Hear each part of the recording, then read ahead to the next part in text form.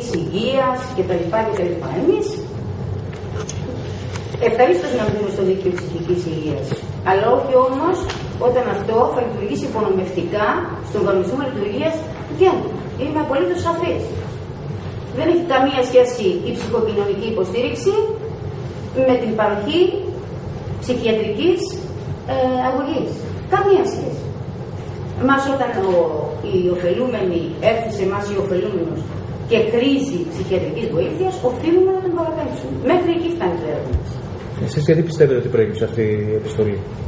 Κοιτάξτε, ήρθε μια επιστολή σε εμάς για να δημιουργηθεί ένα δίκτυο κοινωνικής υγείας. Να σας πω, δεν ασχοληθείτε και πάρα πολύ, δεν καταναλώνω, ξέρετε, χρόνο και ενέργεια για κάτι που θεωρώ ότι δεν με αφορά, από τη στιγμή που είμαι απολύτως βέβαιη ότι αυτό που κάνουμε εμείς είναι στέρεο, είναι νόμιμο και δεν βάζει από πουθενά. Καταλαβαίνετε τι θέλω να πω. Γιατί και παλιότερα είχαμε, όταν ξεκίνησε για πρώτη φορά ο Δήμος της ΚΟ να κάνει μια δομή ψυχοκοινωνικής υποστήριξης, επειδή ακριβώς είναι δωρεάν. Και εμείς αυτούς απευθυνόμαστε, για αυτούς είμαστε εδώ, για τους άπορους ανθρώπους που χρήζουν ψυχοκοινωνικής υποστήριξης και που δεν έχουν να πληρώσουν. Αυτό λοιπόν χάρισε τη σούπα σε κάποιους. Και έφτασαν σε ένα σημείο. Μετά σταμάτησαν ακριβώς γιατί αυτό που εμείς στήσαμε ήταν και δυνατό και νόμιμο και δεν μπορεί να το ακουμπήσει κανείς. Εκτός αν κάποιοι δεν θέλουν να συνεχίσει να υπάρχει. Λοιπόν, υπάρχει μια στραβή αντίληψη. Τόσο καιρό δεν μίλησα, ακριβώς γιατί δεν ήθελα να σπαταλήσω ενέργεια, χρόνο και τη διάθεσή μου, αν θέλετε. Προτιμώ να κάνω επικοδομητικά πράγματα. Είπα λοιπόν στην κυρία Φραντζάκη: Κυρία Φραντζάκη, πάρτε πίσω την επιστολή σας, διότι οι διατάξεις τις οποίες επικαλείστε αφορούν την ιατρική δεοντολογία. Δεν αφορούν το κέντρο συμβουλευτικής. Εμείς ό,τι κάνουμε, δηλαδή θέλουμε να υπογράψουμε ένα πρωτόκολλο συνεργασίας με εσάς, κύριε Κουζούκα, πρέπει να το στείλουμε πρώτα πάνω στη διαχειριστική αρχή.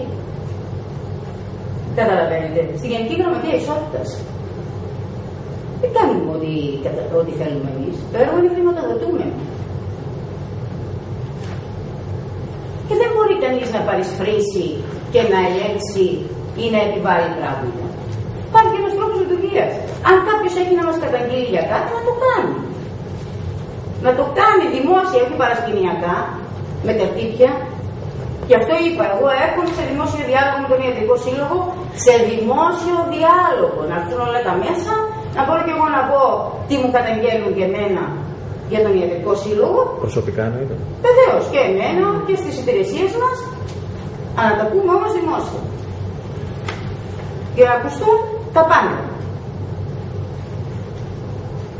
Νομίζω ότι είναι αρκετά σαφής. Εμείς έχουμε ένα κανονισμό λειτουργίας, λειτουργούμε με βάση τις κείμενες διατάξεις και μόνο αυτές. Τίποτα περισσότερο, τίποτα λιγότερο. Αναφερθήκατε στην πολιτική πλευρά, ότι υπάρχει μια σύνδεση των φορέων αυτών με πολιτικούς παράγοντες. Κοιτάξτε, εγώ είμαι απολύτως σαφής. Εσείς διαφωνείτε με αυτό που είπα? Όχι, μια διευκρίνηση περαιτέρω ζητάω για το πολιτικό ζήτημα. Βεβαίως, κοιτάξτε, όταν υπάρχει μια πολιτική βούληση να βοηθήσει τις κοινωνικά ευπαθείς ομάδες και μάλιστα δωρεάν, αυτό ενδεχομένως σε κάποιους να μην αρέσει ή να μην συνάδει με τη δική τους πολιτική αντίληψη. Να υπάρχει μια άλλη πολιτική αντίληψη. Να ενισχύσουν αυτούς που μέχρι τώρα νέμονταν, αν θέλετε, αυτό το κομμάτι. Ποιοι είναι αυτοί οι πολιτικοί υποστηρικτές? Κοιτάξτε, υπάρχουν οι πολιτικές αντιλήψεις. Αλλά για να σας πω ένα παράδειγμα, η δημοτική αρχή που θα εγκατασταθεί την 1η Ιανουαρίου δεν έχει ψηφίσει τη δημιουργία του κέντρου. Πολύ απλό. Ούτε τη χρηματοδότηση, ούτε τις προσλήψεις ψήφισαν, είπαν όχι. Γιατί άραγε? Όταν σου δίνουν 400.000 ευρώ και σου δίνουν την ευκαιρία να προσλάβεις 4 επιστήμονες τόπιους για να παρέχεις δωρεάν ψυχοκοινωνική και νομική υποστήριξη και λες όχι, ποιος έχει επιδικήσει, τους σπόρους δημότες ή μήπως κάποιους? Επίσης, μπορεί να είναι και οι άλλοι που εξυπηρετεί σπόροι δημότες. Αλλά τελικά είναι μια διαφορετική πολιτική προσέγγιση. Στάση πολιτική είναι η κληρική άλλη. Επιλογή πολιτική στο διατάφτα. Γιατί να μπερδέψαμε λίγο τους δημότες, να γίνουμε λίγο πιο σαφείς, κυρία Ρούφα, γιατί βεβαίως το κέντρο, το κέντρο συμβουλευτικής θα υπάρχει έτσι κι αλλιώς, αν αντιλαμβανόμαστε. Δεν μπορεί να αλλάξει. Δεν αποδεχτούν τη χρηματοδότηση. Αυτό μπορεί να υπάρξει μια τέτοια προοπτική, να μην γίνει δεκτή η χρηματοδότηση της συγκεκριμένης δράσης ή να προταθεί μια άλλη δράση συγγενική στην υπάρχουσα. Ένα αυτό. Ένα δεύτερο με την επιστολή που πραγματικά προκάλεσε πολλές υποψίες και ερωτηματικά και σε εμάς και στους πολίτες. Δηλαδή, για να καταλάβει και ο δημότης, ο απλός που μας ακούει, η επιστολή του Ιατρικού Συλλόγου ζητούσε να υπάρξει συνεργασία των συνεργατών σας, των επιστημόνων του Κέντρου Συμβουλευτικής, με την ιατρική ομάδα, με τον Ιατρικό Σύλλογο, ώστε αν χρειαστεί παραπέρα θεραπεία σε κάποιες από τις περιπτώσεις που αντιμετωπίστηκαν, επαμοιβή να ανταποκριθούν οι γιατροί μέλη του Ιατρικού Συλλόγου. Αυτό έγινε κατανοητό και ιδιαίτερα για τον τομέα της ψυχιατρικής. Αυτό, πείτε μας για να γίνει σαφές, γιατί θέλω και μία ερώτηση να προβάλλω στην κυρία Παναγιωτοπούλου, σαν ψυχολόγος, να μας πει η πιο δύσκολη περίπτωση που αντιμετωπίσατε όλο αυτό το χρόνο, οι πιο δύσκολες ή η πιο δύσκολη ποια ήταν, και αν υπάρχει και συνέχεια. Γιατί αυτοί οι άνθρωποι, αυτοί οι συμπατριώτες μας που ζητάνε τη βοήθεια του κέντρου, πείθονται, σας εμπιστεύονται, επανέρχονται, πώς κρίνετε την εικόνα τους και τι μπορείτε να κάνετε σε αυτό το κομμάτι?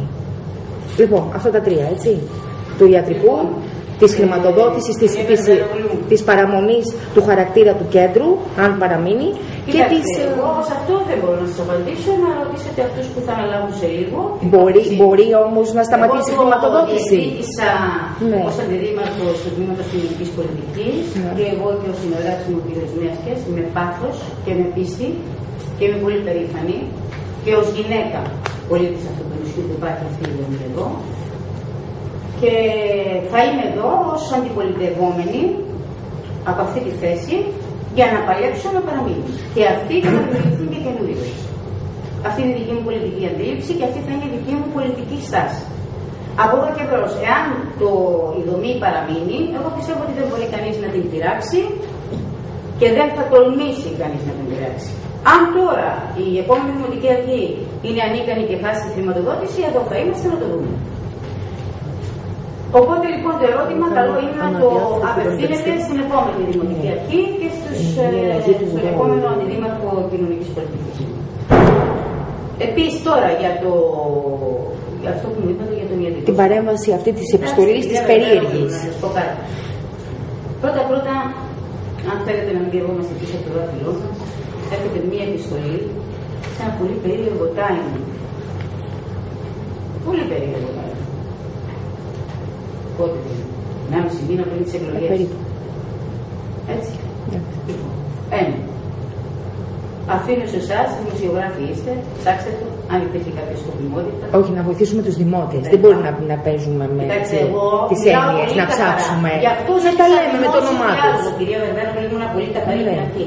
Εγώ είπα προέρχομαι σε διάλογο με τα μέσα μαζικής ενημέρωσης παρόν. Καταλάβατε, εγώ δεν έχω να κρύψω τίποτα. Λοιπόν, ένα είναι αυτό. Το timing πρώτα. Δεύτερον, εγώ έκανα μια πολύ καλή, γιατί καταρχήν με την κυρία Φραντζάκη πρέπει να πω ότι εμείς έχουμε πάρα πολύ καλή συνεργασία και την εκτιμώ βαθύτατα. Και σε άλλους τομείς που πολλές φορές με αιτήματά μας έχουμε δώσει δωρεάν παροχή. Επί του συγκεκριμένου να μας πείτε. Ναι. Με αιτήματά μας προς τον Ιατρικό Σύλλογο, κάνουμε εξετάσεις γυναίκες άπορες, έτσι.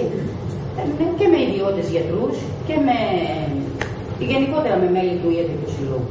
Έχουμε μια άψογη συνεργασία. Επειδή ακριβώς λοιπόν θεώρησα ότι ήταν μάλλον λάθος η προσέγγιση του ζητήματος, αλλά όχι όμως με σκοπιμότητα. Συναντήθηκα στο γραφείο της κυρίας Φραντζάκη και της είπα: Κυρία Φραντζάκη, αυτά όλα που επικαλείστε δεν αφορούν τη δομή μας. Μου έχεις δίκιο. Και είπα λοιπόν, επειδή εγώ δεν κάνω τίποτα τυχαία και είμαι πάρα πολύ προσεκτική, γιατί δεν διαχειρίζομαι τα δικά μου πράγματα, κυρία Βεβερούλου, αλλά τα δημοτικά πράγματα, και ονοήτο, της είπα λοιπόν, πάρτε πίσω την επιστολή και στείλτε μου μία απλή πρόσκληση. Αυτές οι διατάξεις τις οποίες επικαλείστε έχουν κάποιο λόγο. Μας καταγγέλλετε για κάτι. Δεν μας αφορούν αυτές οι διατάξεις. Εμείς δεν έχουμε γιατρούς, ούτε ψυχίατρους, ούτε παθολόγους, ούτε καρδιολόγους. Εμείς είμαστε μία κοινωνική δομή ψυχοκοινωνικής υποστήριξης. Και εντολές παίρνουμε μόνο, όχι εντολές, θα το έλεγα καθοδήγηση. Σχεδιασμό. Εμέσως σας επιδίδανε, συγγνώμη, εμέσως σας επιδίδαν ευθύνη γιατί αναλαμβάνατε οι επιστήμονες ενδεχομένως την αγωγή, την υποστήριξη συμπατριωτών μας που είχαν ανάγκη μιας ψυχοκοινωνικής αγωγής. Αυτό εμέσως σας επιδίδανε. Αυτό πρέπει να μας δώσετε να καταλάβουμε. Γι' αυτό επιμένω, σας επαναλαμβάνω, είπα ναι, να βρεθούμε σε δημόσιο διάλογο. Γι' αυτό επέμενα. Ναι, προσέρχομαι στη συζήτηση, αλλά να είναι δημόσιος. Έτσι ώστε να αποσαφινιστούν οι προθέσεις. Δηλαδή αυτό που τώρα μόλις με ρωτήσετε, δεν είμαι σε θέση να σας το απαντήσω. Δεν ξέρω τι μπορεί να το καταλάβατε από την επιστολή, από την ανάγνωση της επιστολής. Ναι, αλλά φαντάζομαι ότι σε ένα διάλογο που θα είδαν τα μέσα εκεί και θα μπορούσε και ο τελευταίος πολίτης της ΚΟ να ακούσει την θέση του Ιατρικού Συλλόγου ή μελών του Ιατρικού Συλλόγου, γιατί εγώ ξέρω ότι δεν είναι και καθολική θέση. Δηλαδή υπάρχουν μέλη του Ιατρικού Συλλόγου που δεν συμφωνούν με την στάση αυτή. Έτσι. Λοιπόν, αν λοιπόν αυτός ο διάλογος γίνει δημόσιος, κοιτάξτε τα μέσα, δεν τα φοβάται κάποιος που έχει κάτι να κρύψει. Επειδή λοιπόν εμείς δεν έχουμε τίποτα να κρύψουμε, είπαμε να έρθουν τα μέσα όλα,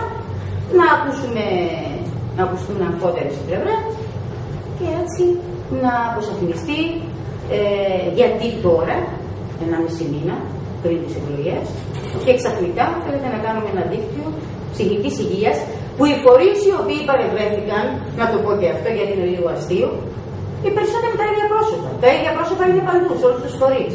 Δηλαδή, τι να πω τώρα. Μικρή κοινωνία είμαστε. Δεν κάνουμε και τίποτα.